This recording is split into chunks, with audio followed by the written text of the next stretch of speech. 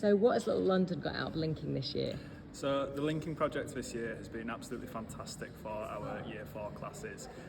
It's provided them with the opportunity to interact, to meet with, play with children who they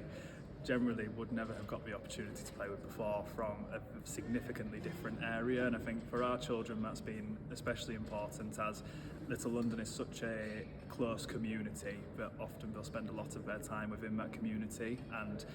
even though our community is incredibly diverse, they may not see much of the city outside of that area, and it's been incredibly important to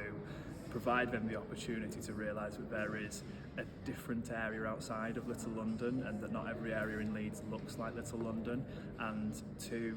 give them a wider picture of what the country they live in actually looks like, because they have fantastic knowledge of their own countries and where they come from and what the culture is like there, but sometimes for our children the wider knowledge of the culture of the country they live in, that can sometimes be lacking, and interacting with children who've had that lived experience since birth of